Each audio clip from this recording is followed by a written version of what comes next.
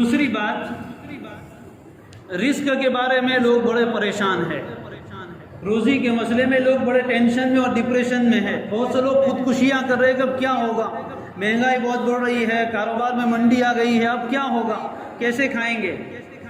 اس چیز پر بھی ہمارا یقین ہے، اور مضبوط یقین ایک مومن کو ہونا چاہیے کہ آج سے پہلے بھی روزی اللہ ہی دیتے تھے، اور آج بھی روزی اللہ ہی دیں گے، اور آئندہ بھی اللہ ہی دیں گے۔ اس سلسلے میں بہت مطمئن رہنا چاہیے۔ وَفِي السَّمَاءِ رِزْقُكُمْ، قرآن نے صاف کہا تمہاری روزی آسمان میں ہے۔ وَفِي السَّمَاءِ رِزْقُكُمْ، تمہاری روزی آسمان میں ہے، اس آسمان والے سے اپنا تعلق مضبوط کیا جائے۔ حال یہ ہے کہ روزانہ دین پر رونا روتے ہیں کہ بہت کاروبار ٹھنڈا چل رہا ہے، ٹھنڈا چل رہا ہے، اور جب اللہ روزی تقسیم کرتا ہے تو فجر میں ایک سب بھی پوری نہیں ہوتی۔ تو جس وقت روزی تقسیم کی جاتی ہے اس وقت آرام سے بستر پر لیٹے ہیں، اللہ دین پر دعائے گا اور روزی نہیں ملے گی۔ روزی کے اسباب الگ ہے، ایک مومن کی نظر اس سے آگے دیکھتی ہے، اس لیے اللہ کے ساتھ اپنا تعلق مضبوط کرے۔ روزی کے 3 اسباب علماء فرماتے ہیں۔ پہلا سبب کاروبار کرنا، دوسرا سبب نماز، وَأْمُرْ أَهْلَكَ بِالصَّلَاةِ وَاصْطَبِرْ عَلَيْهَا لَا نَسْأَلُكَ رِزْقًا نَحْنُ نَرْزُقُكَ وَالْعَاقِبَةُ لِلتَّقْوَىٰ۔ سالہ سال سے فضائل اعمال میں یہ آیت سن رہے ہیں۔ اے پیغمبر، خود بھی اپنے گھر والوں کو نماز کا حکم دیجئے اور خود بھی نماز پر جمے رہیے۔ لا نسألک رزقا، ہم آپ سے روزی نہیں مانگتے، روزی تو ہم آپ کو دیں گے۔ نماز کے ساتھ اللہ نے روزی کو جوڑا ہے۔ جب نماز آئی تو صحابہ نے کہا اللہ کے خزانوں سے لینے کی چابی مل گئی۔ تو نماز کے ساتھ اپنا تعلق مضبوط کیجئے، فرائض کا اہتمام کیجئے۔ گھروں پر نماز پڑھنے کی عادت پڑ گئی، اب چھوڑیے، مسجدیں کھل گئی ہے، آئیے مسجد میں نماز پڑھیے، یہ خوف چھوڑیے۔ بہت سے لوگ گھروں پر نماز پڑھنے کے عادی بن گئے اور گھر میں اب جماعت کر کے نماز پڑھ رہے ہیں۔ وہ مجبوری کے حالات تھے، اب مجبوری نہیں ہے، سارے کام کے لیے بازار میں جا رہے اور نماز گھر پہ پڑھ رہے۔ مسجد میں آئیے، اللہ کی ذات پر یقین کر کے، حفاظت کرنے والا اللہ ہے۔ فجر کی نماز ہو، دوسری نماز ہو، فرائض کا اہتمام، نوافل کا اہتمام، تہجد کی پابندی، صلاۃ الحاجت، اللہ کے ساتھ اپنا تعلق بنائے۔ اور تیسری چیز روزی کے دروازے کھلوانے والی صدقہ و خیرات ہے۔ نبی اکرم صلی اللہ علیہ وسلم نے 3 چیزوں کے بارے میں قسم کھائی ہے، ان میں سے ایک چیز ہے ما نقصت صدقۃ من مال، کبھی بھی صدقے کی وجہ سے مال کم نہیں ہوتا، یہ اللہ کے نبی کی قسم ہے۔ جب حالات ایسے آئے لوگوں نے اپنے ہاتھ روک لیے، اپنے ماتحتوں کی روزیاں بند کر دی، حالانکہ بینک میں بیلنس پڑا ہوا ہے، ابھی موجودہ کاروبار نہیں چل رہا ہے، تو لوگوں کو اپنے ملازموں کو، اپنے نوکروں کو الگ کر رہے ہیں کہ نہیں اب ہمارے پاس دھندا کم ہے۔